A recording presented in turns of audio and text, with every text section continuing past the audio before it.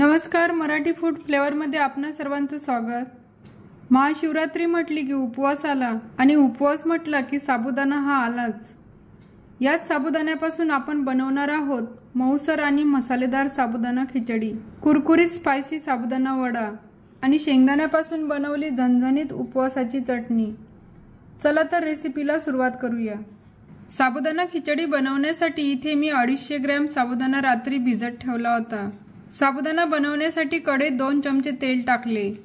तेल गरम झाले की त्यात अर्धा चमचा जिरे टाकूया। जिरे फुलले की 2 ते 3 बारीक कट केलेली हिरवी मिरची घालूया। यातच एक बटाटा चिरून घेतला तो घालूया। मी बटाटा कच्चाच घालत आहे। बटाटा शिजेपर्यंत तो परतून घ्यायचा आहे। बटाटा लवकर होण्यासाठी थोडंसं मीठ टाकूया। मिठामुळे बटाटा लवकर शिजला जातो। भिजलेल्या साबुदाण्यातील 2 वाटी साबुदाणा घेतला। आता यामध्ये अर्धी वाटी जाडसर बारीक केलेले शेंगदाणे घालूया। शेंगदाणे व साबुदाणा मिक्स करून घेऊ। आता हे छान मिक्स करून झालं आहे।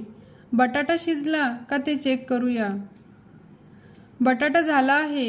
यामध्ये साबुदाणा टाकूया। साबुदाणा भिजून खूप छान मोकळा झाला आहे। आता हे छान मिक्स करून घेऊ। महाशिवरात्री म्हटली की उपवासाचे भरपूर पदार्थ येतात। त्यातील मेन म्हणजे साबुदाणा खिचडी। तुम्ही बटाटे बॉईल करून पण घालू शकता। साबुदाण्याला कलर येण्यासाठी मी इथे पाव चमचा लाल मिरची पावडर टाकते। बटाटे शिजताना मीठ घातलं होतं त्यानुसार मीठ टाकूया। मीठ व मिरची पावडर साबुदाण्यात मिक्स करून घेऊ। आता झाकण ठेवून 3 मिनिटं वाफ काढून घेऊ। कमी गॅसवरच साबुदाणा खिचडी बनवायची आहे। 3 मिनिटांनी परत एकदा चमच्याने मिक्स करून घेऊ। परत झाकण ठेवून 2 मिनिटं वाफ काढून घेऊ। तर पहा, आपली साबुदाणा खिचडी बनवून तयार आहे। मस्त दाणेदार व मऊसूत खिचडी बनवून तयार आहे। मस्त अशी झणझणीत साबुदाणा खिचडी या महाशिवरात्रीला नक्की करून पहा। उपवासाचा एक पदार्थ तर झाला। आता कुरकुरीत साबुदाणा वडे कसे करायचे ते पाहूया। वडे करण्यासाठी 3 बॉईल केलेले बटाटे घेतले आहे। उकडलेले बटाटे खिसणीने खिसून घेऊ।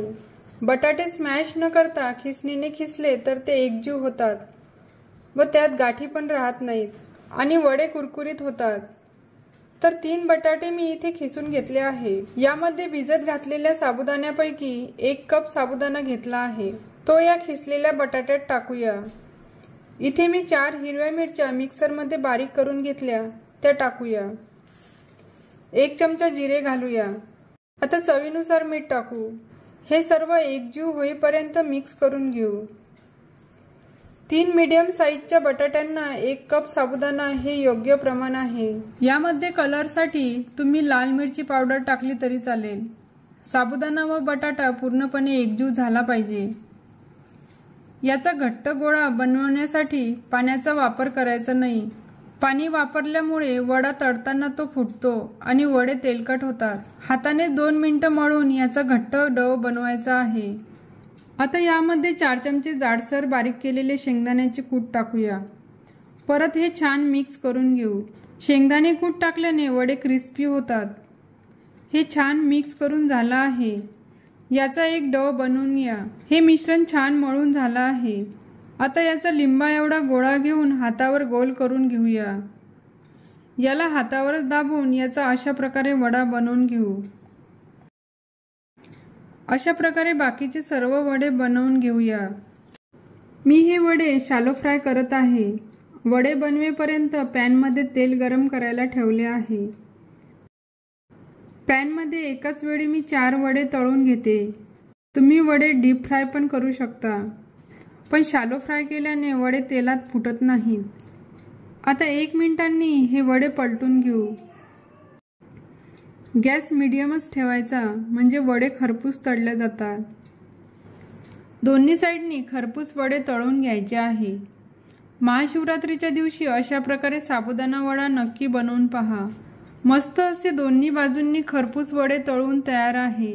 आता उपवासाची चटणी बनवूया। त्यासाठी मिक्सी जार मध्ये भाजलेले शेंगदाणे अर्धी वाटी घेतले। इथे मी 3 हिरव्या मिरचीचे तुकडे करून घेतले। यातच 2 चमचे दही घेतले। चवीनुसार सेंधा मीठ टाकते। तसेच चवीनुसार पांढरे मीठ टाकूया। अर्धा चमचा जिरे घालूया व 1 चमचा साखर टाकूया।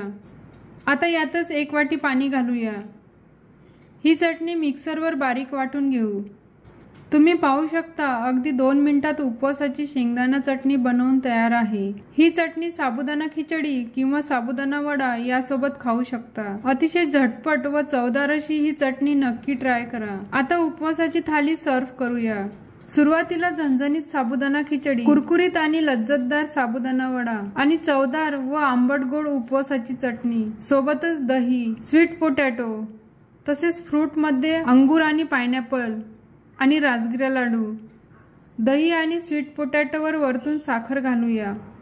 स्वीट पोटॅटोच्या साल काढून कुकरमध्ये 2 शिट्टी करून घेतल्या। नंतर ते स्मॅश करून त्यामध्ये थंड दूध टाकलं।